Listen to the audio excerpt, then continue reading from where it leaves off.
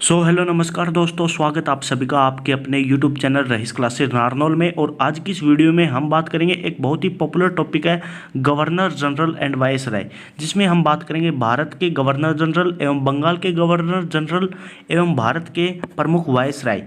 ये एक छोटा सा टॉपिक है, लेकिन आपको एक क्वेश्चन हर एग्जाम में देखने को मिलेगा। अगर आप भी राजस्थान पुलिस की तैयारी कर रहे हैं तो ये वीडियो आप ही के लिए है। वीडियो को अंत तक जरूर देखना।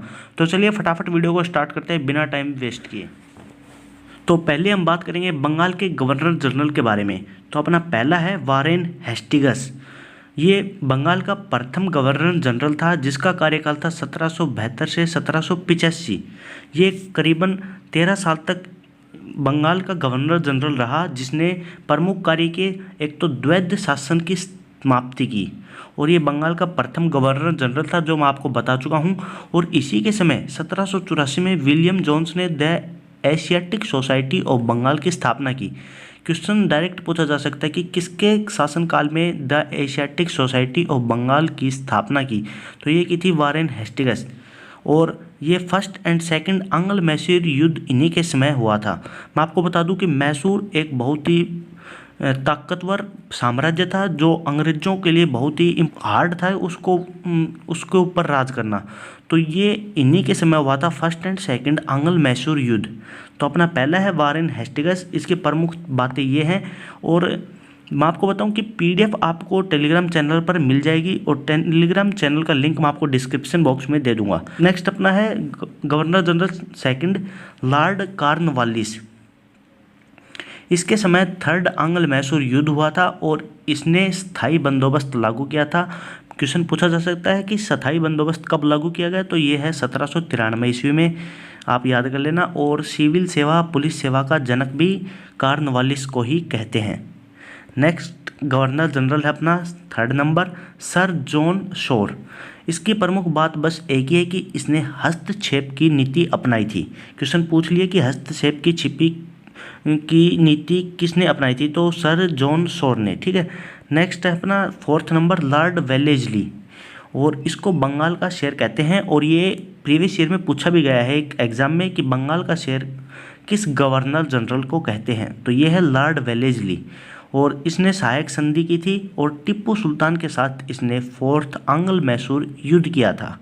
ये इनकी प्रमुख बातें हैं। नेक्स्ट अपना फिफ्थ नंबर का गवर्नर जनरल है सर जॉर्ज बारले। इसकी प्रमुख बात एक ही है कि इसने बस वेल्लोर का विद्रोह किया था 1806 ईस्वी में। नेक्स्ट अपना है लॉर्ड एडम्स, और इसने प्रेस पर प्रतिबंध लगा दिया था। ये क्वेश्चन टेक्स्ट बुक पर भी आपको देखने को मिलेगा।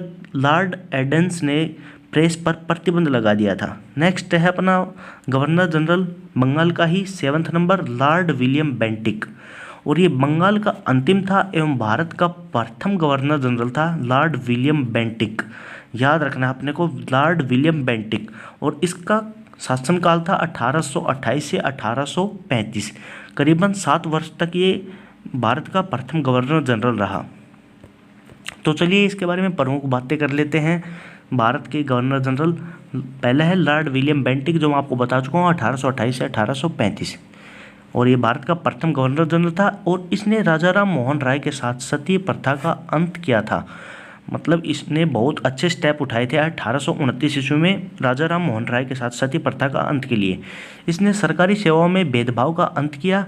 अच्छी बात है ये भी कि सभी को समान मौके, सभी को समान अवसर मिलने चाहिए। इसने ठगी प्रथा की समाप्ति भी की थी।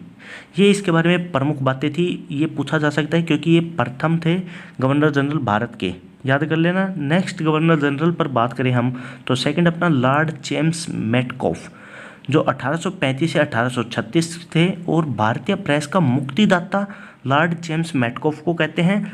और पीछे था कि प्रतिबंध किसने लगाया, तो वो आपको याद होगा, आप कमेंट सेक्शन में बता देना। और प्रेस का मुक्तिदाता है वो है मेटकॉफ, चार्ल्स मेटकॉफ, जो भारत के सेकंड गवर्नर जनरल थे। नेक्स्ट अपना थर्ड नंबर लॉर्ड एलेनबरो। इसकी बस एक ही प्रमुख बात है कि इसने दास प्रथा का अंत किया था। क्वेश्चन डायरेक्ट पूछा जा सकता है कि दास प्रथा का अंत किस गवर्नर जनरल ने किया। तो आपको याद होना चाहिए फटाफट कि लॉर्ड एलेनबरो ने।